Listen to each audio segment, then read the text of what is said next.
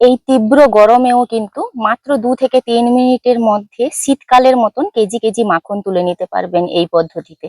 দেখুন কত সুন্দরভাবে মাখনটা তুলে নিলাম।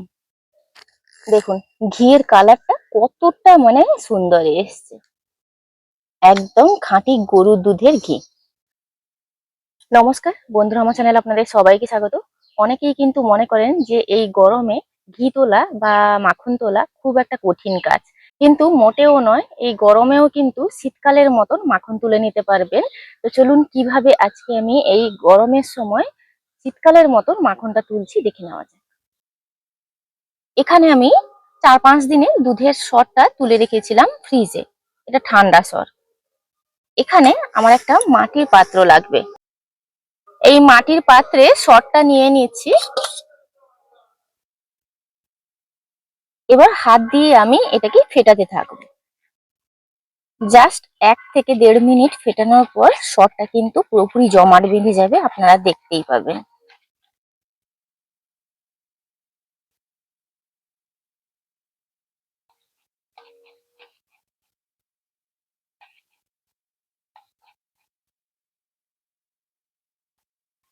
আর অতি অবশ্যই কিন্তু মাটির পাত্র নিতে হবে, কারণ কি মাটির পাত্র ঠান্ডা থাকে আর যে কোনো জিনিসকে ঠান্ডা রাখতে সাহায্য করে। বাইরের তাপটা কিন্তু কোনোভাবে ভেতরে প্রবেশ করে না।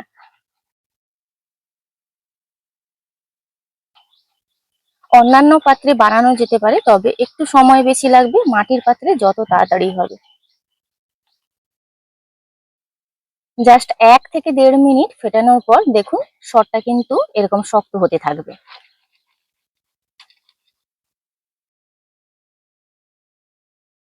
আর কয়েকবার ঘুরিয়ে দিতে দেখুন একদম জমাট বেঁধে গেল।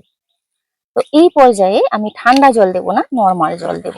যেহেতু সরটা নিয়েছি ঠান্ডা, দেখুন এরকম ক্রিম হয়ে যাবে।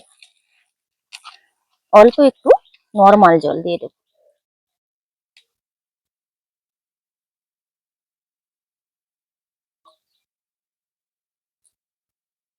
এই নর্মাল জলটা দিয়ে আরো কয়েক সেকেন্ড ফেটানোর পর মাখন পুরোপুরি আলাদা হয়ে যাবে। মানে 2-3 মিনিটের কাজ।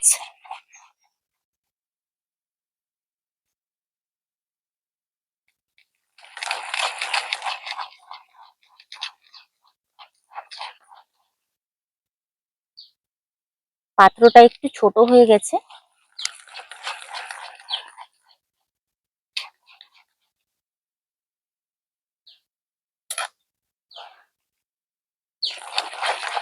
এই যে দেখুন এবার কিন্তু জল ছেড়ে যাবে। জল ছাড়া শুরু হয়ে গেছে। এই যে দেখুন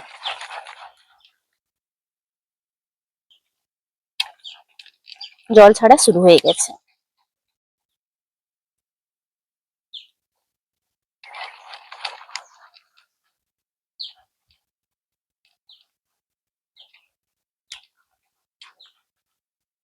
এই যে দেখুন পুরো মাখন কিন্তু আলাদা হয়ে গেছে। এই যে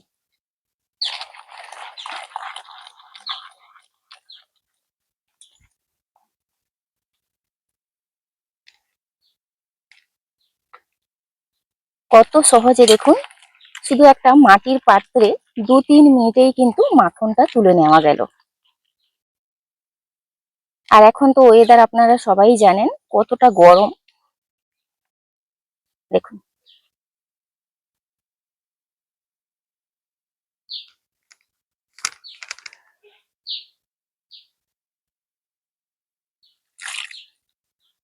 এবার নর্মাল জল দিয়ে দিলাম,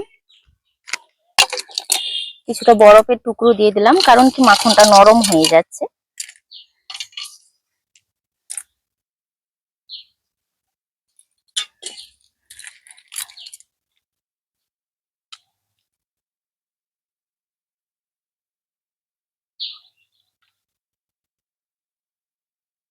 দেখুন কত মাখন হয়েছে।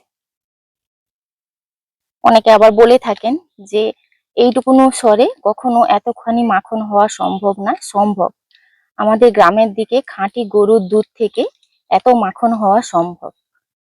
এই যে দেখুন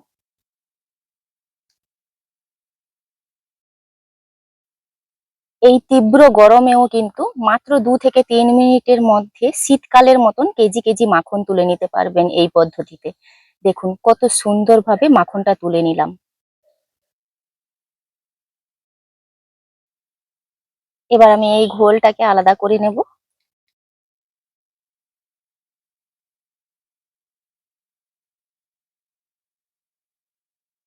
এবার এই মাখনটাকে আমি নর্মাল জল দিয়ে 2-3 বার করে ধুয়ে নেব।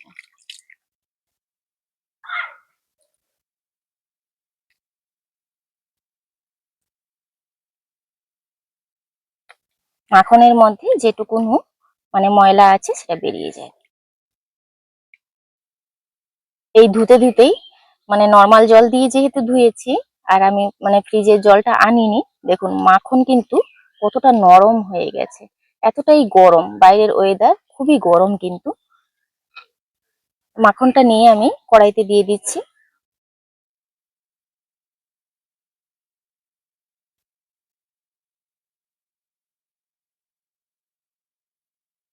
3টে লেবু পাতা নিয়েছি, পাতি লেবুর পাতা। এতে করে কালারটাও খুব সুন্দর আসবে এবং এর ঘ্রাণটাও খুব সুন্দর আসবে। আর মাখনটাকে যত অল্প জালে কিন্তু জাল করা যাবে, ঘি তত সুন্দর হবে, কালারও ভালো আসবে এবং দানাদারও হবে। আর এরকম একটা লোহার কড়াই নিতে হবে, অতি অবশ্যই লোহার কড়াই নিতে হবে। কারণ কি, প্রফেশনালি যারা ঘি তৈরি করে তারা কিন্তু এই লোহার কড়াইতে বানায়। কারণ কি, মোটা তলযুক্ত হয়, সমানভাবে তাপটা কিন্তু চারদিকে লাগে। ওই কারণে ঘি কিন্তু সবসময় লোহার কড়াইতেই ভালো হয়।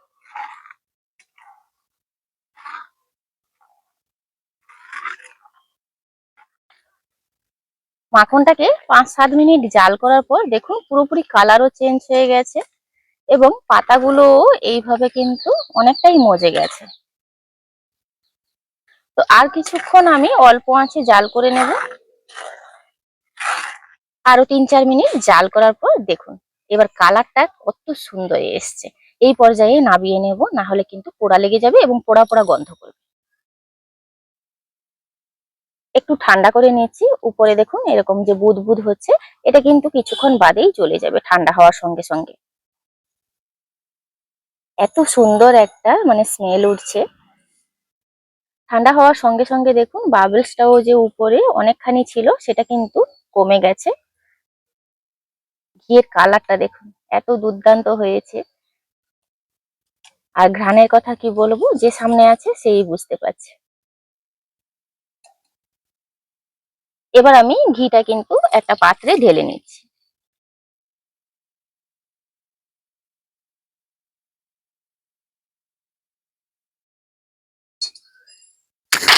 দেখুন ঘিয়ের কালারটা কতটা মানে সুন্দর এসছে, একদম খাঁটি গরুর দুধের ঘি। তো আপনারা দেখলেন এই তীব্র গরমেও কিন্তু একদম শীতের দিনের মতন মাখন তুলে ফেললাম, আর সেই মাখন থেকেই ঘি বানিয়ে ফেললাম পারফেক্ট ভাবে। কোনো রকম কিন্তু মানে কম মাখনও ওঠেনি, আপনারা দেখতেই পেলেন।